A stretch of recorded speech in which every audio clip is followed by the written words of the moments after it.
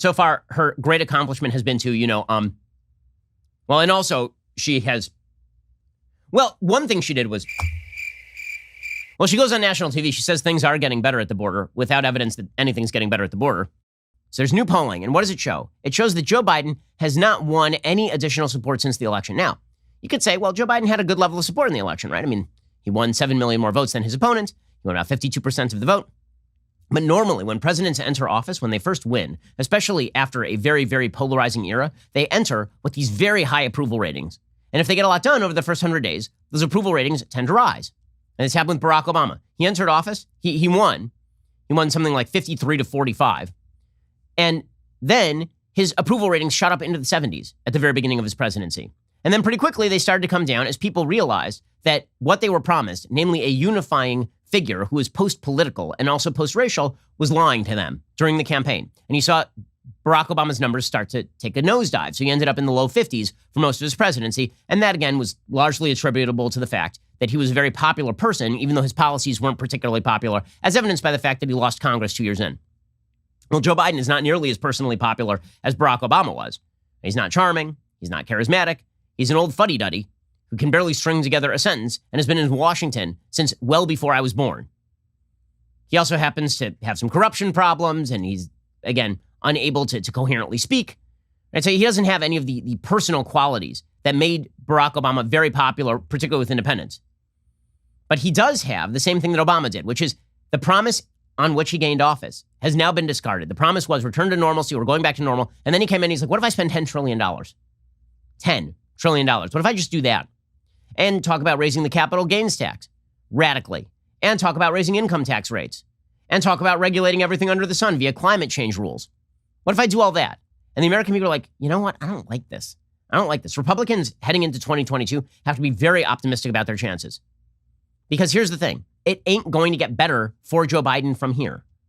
Joe Biden's height of popularity is when he took office and his first 100 days. That's when he's going to get the height of his popularity. Americans already got their stimmy checks. So that's it for that. Americans are not going to like the costs that are associated with what Joe Biden has been pushing on the country. And that's why right now, again, his poll numbers are not stellar. They're quite mediocre, in fact.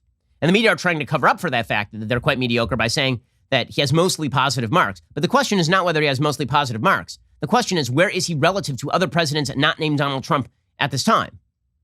So in just 1 second, we're going to get to the latest polling data from Washington Post ABC, which shows that Joe Biden is not a particularly popular president.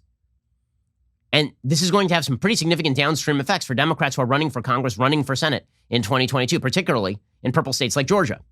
Okay, so here are some of these poll stats. According to the Washington Post, 52% of adults say they approve of the job Biden is doing, compared with 42% who disapprove. That's not a shock, because again, he won about 52% of the vote. Nobody who voted for Joe Biden is turning around and going, oh, I hate that guy now. But he has not picked up a single percentage point of support from the rest. And that's kind of shocking. Because again, what polls tend to show, people, self-reported polls particularly, tend to show that if you ask people who they voted for after an election, they tend to say more often than they actually voted for the person who won. So normally, in a normal circumstance, if you ask people, how many of you voted for Joe Biden and Biden won, you get 60% of people saying they voted for Biden, even though only 52% of people actually voted for Biden. Well, right now, his approval rating mirrors precisely his actual voter percentage. On the one hand, you can say, well, that's solid. I mean, it's consistent. And that's true. It is solid and consistent. Solid and consistent at a bare majority, which means there is a lot of room for Joe Biden to slide and pretty much no room for him to grow. He now has a ceiling. His ceiling is about 52%. He has no place to go but down from here. And as the effects of these world-breaking policies are felt, it's going to go down from here.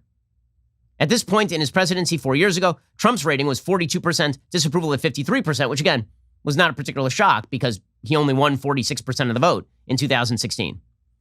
Overall, 34% of Americans say they strongly approve of Biden's performance. 35% say they strongly disapprove of Biden's performance. Okay, so he is running basically just dead even. This, by the way, includes the fact that he has huge marks for his handling of COVID. Or again, I struggle to see how Joe Biden is going to gain from here. He's emerging from an economic depression. There's going to be a booming economy for the next year. Everybody knows that the stock market is going bonkers. And people are going back to their regular lives after they get vaccinated, and he's getting credit for that, even though he didn't do a damn thing about it. I mean, that's a pretty good position to be sitting in. Normally, in a vacuum, you say, okay, you got a president with an economy that's about to boom at like 8%. You have a vaccine that has been tranched out at the rate of 3 million a day to Americans, and people going back to work. You have people going back to their regular lives. Shouldn't that president be at like 75% approval rating? That ain't happening. And the reason that ain't happening is because this dude is a partisan hack, and he is demonstrating that he is more Bernie Sanders than Scoop Jackson. He is not an old-fashioned moderate Democrat. He ain't Joe Manchin. He's closer to AOC than he is to a blue dog Democrat. 53% of Americans say they disapprove of the way he has dealt with the immigration situation at the U.S.-Mexico border, which, by the way, does not include AOC. Right? Worthy of note. The people who approve Biden the most right now are people like Bernie Sanders and Alexandra Ocasio-Cortez. Remember that time that Alexandra Ocasio-Cortez got so upset with Donald Trump's immigration policy and the kids at the cages that she actually went down to the border in Texas and she put on a white outfit? It was all very spontaneous. She spontaneously decided to put on a white outfit and then go stand outside of an empty chain link fence and then stare across a parking lot. And she could maybe distantly see a facility where there are kids being held in cages and then stare directly into camera and weep. Remember this? Very spontaneous outburst of emotion. Well, now here's AOC's spontaneous outburst of emotion, a multiple of kids being held in cages. But, you know, Joe Biden's doing a wonderful job. Almost as though the Democratic Party does not give a damn about the kids in the cages. They only care about who's in power. I do think that the Biden administration and President Biden has definitely exceeded expectations that progressives had. I'll be frank. I think a lot of us expected a much more conservative administration.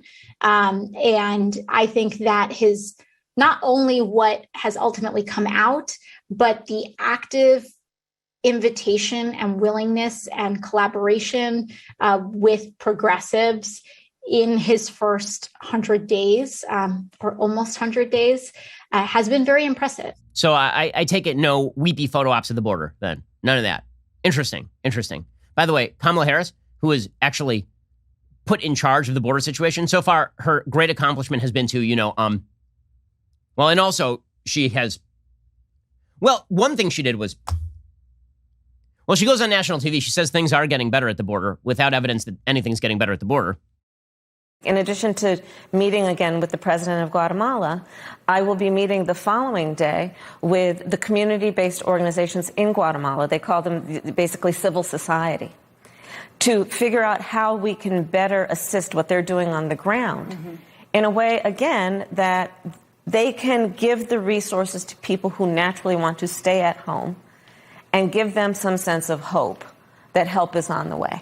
This is the work that we're doing, but it's not going to be solved overnight. It's a complex issue. Listen, if this were easy, it would have been handled years ago. Okay, there's only one. Whenever she has to say the hard part, that's when she starts laughing like a crazy person. So I've noticed they haven't solved that problem, and the American people have noticed this as well. 53% of Americans, according to, again, this Washington Post ABC News poll, say that they don't like the way that he's dealing with the border. His approval rating for the economy stands at 52%. Now, normally, when you have a booming economy like you're about to get, it should be in the 70s. He's at 52%.